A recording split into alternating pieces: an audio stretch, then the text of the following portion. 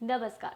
झारखंड विधानसभा का बजट सत्र इन दिनों सियासी तपिश में गर्म है, जहां सदन के भीतर सत्ता पक्ष और विपक्ष एक दूसरे को सवालों के घेरे में खड़ा कर रहे हैं। वहीं सदन के बाहर का नजारा उस वक्त बेहद रोमांचक और दिलचस्प हो उठा, जब गिरिडीह से आए स्कूली छात्र छात्राओं ने लोकतंत्र के सबसे बड़े मंदिर की कार्रवाई को करीब से देखा। सदन की बारीकियों को समझने आए इन नैनेहालों ने न केवल संसदीय प्रणाली को समझा, बल्कि मीडिया से मुखातिब होते हुए अपने बेबाक राय और जायज मांगों से सबको हैरान कर दिया। लाइव लगातार के सहयोगी देवेंद्र कुमार ने जब उन छात्र छात्राओं से उनकी पसंद और सदन के अनुभव पर बात की, तो बच्चों का उत्साह देखते ही बनता था। बातचीत के दौरान राजनीति के नए लहर पर भी चर्चा हुई, जहां छात्रों ने राज्य के चर्चित महिला नेत्री कल्पना सोरेन और युवा नेता जयराम महतो के बीच अपनी पसंद को लेकर खुलकर अपनी बात रखी। लेकिन इस पूरे चर्चा के बीच सबसे चौंकाने वाला और गंभीर मामला तब सामने आया, जब एक छात्र ने सीधे तौर पर सरकार की मैया सम्मान योजना पर सवाल खड़े कर दिए। छात्रों का तर्क था कि जब से राज्य में मैया सम्मान योजना की शुरुआत हुई है, तब से उनकी और अन्य विद्यार्थियों को मिलने वाले स्कॉलरशिप रुक गए हैं। स्कॉलरशिप ना मिलने की वजह से छात्र अपनी पढ़ाई को लेकर परेशान है और उन्हें कैमरे के सामने ही सरकार से अपनी छात्रवृत्ति का पुनर्बहाल करने की पुरजोर मांग की। लोकतंत्र की कार्रवाई देखने आए इन नन्हे भविष्यवक्ताओं ने ये साफ कर दिया कि वे केवल दर्शक नहीं है, बल्कि अपनी समस्याओं को लेकर सजग नागरिक भी है।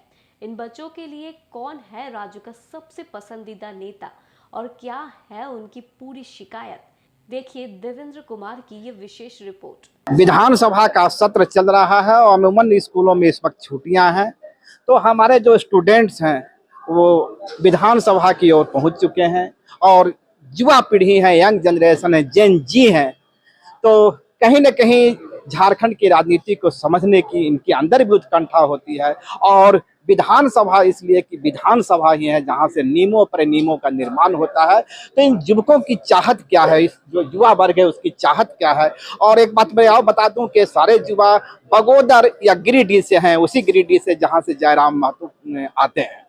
तो जयराम महतो झारखंड विधानसभा में एक बुलंद आवाज है, लेकिन बगोदर के या गिरिडीह के दूसरे युवाओं में की सोच क्या है। क्या नाम हुआ आपका? जी मंगेश नारायण सिंह। मंगेश नारायण सिंह। क्यों आए हैं विधानसभा? यहाँ हमने देखना कुछ सीखने के लिए आए हैं कि हमारा सरकार कैसे काम करती है और क्या क्या हमारी रणनीतियाँ बनाती है, कैसे उस पर बहस होती है। अक्सर हम देखते आए जयराम महतो जब विधानसभा के अंदर गरजते हैं तो आप लोग को कैसा लगता है? जी, ये हमारा दिखता है कि खुद में कि हम वही जो हमारा अंदर चलता है वो सामने करो और दिखाते हैं। जो आपके अंदर चलता है जयराम महतो के मुंह पे रहता है, मतलब जनता की आवाज है वो दिखाते हैं, क्योंकि हम सब डरे सहमे रह जाते हैं, बट वो हमारी तकलीफों को आगे करके दिखाते हैं वो कि कैसे वो होता है, क्या प्रॉब्लम आ रही, क्या फेस कर रहे बच्चे। वो खास करके बच्चों पे ज्यादा वो फोकस कर रहे हैं, तो हमें अच्छा लगता है। हाल ही के दिनों में उन्होंने ओबीसी स्टूडेंट का जो छात्रवृत्ति है उस सवाल को बड़ी प्रमुखता से उठाया था, तब कैसा महसूस हुआ? काफी अच्छा। मैं इस श्रेणी से नहीं आता हूँ, वैसे तो मैं दूसरे वर्ग से आता हूँ, लेकिन हमारे साथी जैसे कि मेरे दोस्त लोग भी आते हैं कैटेगरी से, तो अच्छा लगा कि यार किसी की जो मिल रहा है उस पे काम करना चाहिए। क्यों रोका गया, क्या दिक्कत आ रही है, ये सब चीज बराबर जो चल रहा है मिलता रहना चाहिए। तो जयराम महतो आपके लिए इंस्पायरेशन बन रहे हैं, राजनीति में आपके इंटरेस्ट को पैदा कर रहे हैं। जी बिल्कुल, वो हमारे फेस अभी क्लियरली हमारा वो रिप्रेजेंट कर रहे हैं हमें, कोई हमारा फेस है उसमें दिखता है। कुछ छात्राएं भी हैं। बाबू क्या नाम हुआ? मनोरमा कुमारी। मनोरमा, एक चीज बताओ कि जो विधानसभा के कक्ष में पहुंची है, इसका उद्देश्य क्या है? सर हमको ना, हम फोन में हमेशा देखते रहते हैं यहाँ पे जो चीज होता है।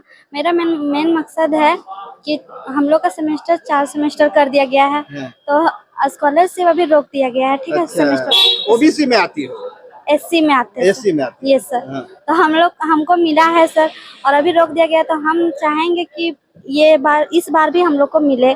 और क्यों रोका गया है वो? अच्छा, तो ये जो रोका गया है, जो एससी छात्रों की छात्रवृत्ति का सवाल, बाबू तुम लोग से भी जानना चाहेंगे, क्योंकि तुम लोग युवा हो सारे के सारे, है ना, और पढ़े लिखे तो है ही हो। देखो झारखंड की राजनीति में दो चेहरे बहुत आजकल चर्चा में, एक तो जयराम महतो और दूसरा है कल्पना सोरेन, जो आप ही के समाज माने आधी बिरादरी से आती है, आधा समाज जो है झारखंड का और देश का। कैसा लगता है कल्पना सोरेन जब भाषण देती है? अच्छा ही लगता है, उनका एक्सपीरियंस रहता है, उनको सुन के अच्छा लगता है कि हाँ एक है, समझ में भी आता है। लगता है कि महिलाओं को भी इसी तरह के सशक्त आगे बढ़ना चाहिए, ऐसा लगता है कि हाँ वो बढ़ रही है तो और भी महिलाओं को देख के और बोलना कि हाँ एक है तो फिर हम भी आगे बढ़े। आपको कैसा लगता है? सही लगता है, पर हम लोग का स्कॉलरशिप नहीं मिल रहा है मैया योजना की वजह से। स्कॉलरशिप नहीं मिल रहा है मैया योजना की वजह से। कोई ओबीसी स्कॉलरशिप या ST/SC का? ओबीसी का हम लोग को कितने दिन से नहीं मिल रहा है, 2024 तो मंत्री चमरा लिंडा ने तो कहा है कि नियमों को शिथिल करते हुए अब दिया जाएगा। नहीं रहा है। बस बोला जा रहा है, वादे दिया जा रहा है। मैया योजना की वजह से हम बच्चों का उसी के हिसाब से हम लोग अपने पढ़ाई का आगे चलाते थे कि स्कॉलरशिप। तो जयराम महतो जो आप ही के जिले से आते हैं, उनके ही विधानसभा से शायद हैं आप लोग, तो नागेंद्र महतो का गिरिडीह जिला है और जहाँ से वो भी आते हैं। उन्होंने तो ओबीसी छात्रों के सवाल को उठाया है सदन के अंदर, बहुत प्रखरता से उठाया है। हाँ, तो फिर भी अभी तक हम लोग को मिला नहीं ना। आप लोग को लगता है कि जयराम महतो युवाओं की आवाज को उठा रहे हैं? पता नहीं, हम देखने नहीं गए हैं। वो उठा ही रहते तो अब तक हमारा स्कॉलरशिप रुका नहीं रहता।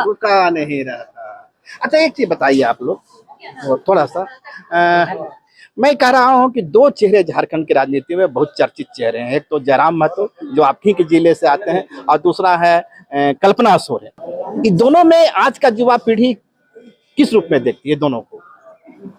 आपको लगता है जो स्टूडेंट का सवाल है, युवाओं का सवाल है, रोजगार का सवाल है, बेरोजगारी का सवाल है, इन मुद्दों को जयराम महतो उठाते हैं विधानसभा में? हाँ बिल्कुल जयराम महतो उठा रहे हैं रोजगार को, युवाओं को, बातों को, और भी मतलब नौजवान को क्या क्या चीज होना चाहिए, शिक्षा नीति को स्तर मतलब बढ़ावा दे रहे हैं।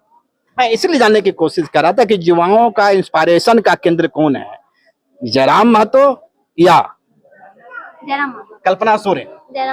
मैं कोई कमेंट नहीं करना चाहती सर। आधी आबादी का प्रतिनिधित्व करती हैं कल्पना सोरेन, महिला है इसलिए मैं सवाल को रेखांकित कर रहा हूँ। अच्छी बात है सर, बट उनके स्पीच सुनिए। हाँ, श्रीमती कल्पना सोरेन जी की, हाँ। वो बहुत अच्छा बोलती भी है, उनका बोलने का तरीका जो स्पष्ट होता है, तो इस वजह से उनमें ये बहुत अच्छी क्वालिटी है, मैं मानती हूँ।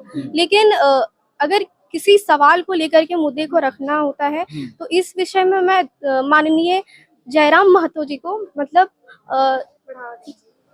तो हम मान सकते हैं कि आधी आबादी की पसंद बन गए जयराम महतो? दोनों है, लेकिन कुछ पर्सपेक्टिव में दोनों है। मतलब ऐसा नहीं है कि जैसे कल्पना सोरेन जी, उनका जो बोलने का तरीका होता है, सबके सामने पब्लिक स्पीकिंग होती है। मैंने उनका इंटरव्यू देखा था एक बार, तो इसलिए मुझे उनमें ये अच्छा लगा। लेकिन माननीय श्री जयराम महतो जी जो है, उनमें ये है कि वो सभी की जो आवाज है वो खुलकर बोलते हैं और यहाँ पे बात रखते हैं। आप किस रूप में देखती हैं? मुझे भी लगता है कि आम जनता के पास जाकर जयराम महतो जी देखते हैं, सुनते हैं, उनके बातों को रखते हैं और जनता के तक आवाज पहुंचाते हैं। मैं इसी मुद्दे पर आ रहा था, इसीलिए मैं सवाल को किया था कि आप लोग यदि गिरिडीह से चलकर यहाँ पहुंचे हैं, तो चूंकि उसी इलाके से लगभग कल्पना सोरेन भी है और इधर जयराम महतो भी है, तो क्या युवाओं में एक इंस्पायरेशन पैदा हो रहा है इन दोनों के चलते? पॉलिटिकल इंस्पायरेशन पैदा हो रहा है, राजनीति में रुचि पैदा हो रही है?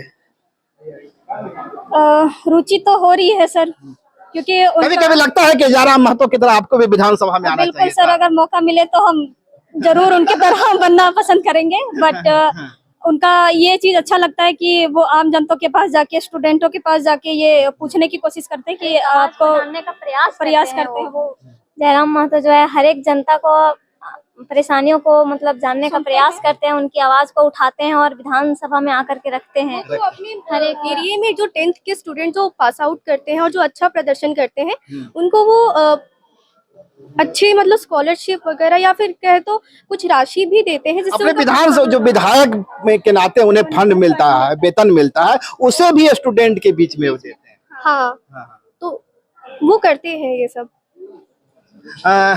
तो अब जो मैं लास्ट में, आप लोग विधानसभा आए, विधानसभा की कार्यवाही देखने आए हैं, ये देखने आए हैं कि यहाँ नियमों पर नियमों का निर्माण कैसे होता है, कानून कैसे बनता है, इसे समझने आए हैं?